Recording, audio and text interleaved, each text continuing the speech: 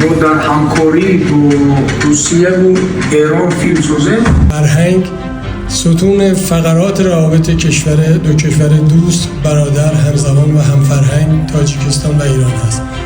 و در حوزه فرهنگ یکی از بخش‌های برجسته آن همین بخش تولید فیلم و سینما است.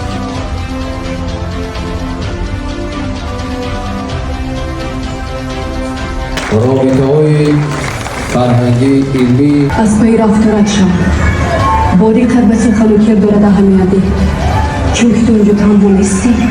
مردم از روی رفتاری تو به خور برادران با obzori میکنند. ما اینجا یک عائله هستیم.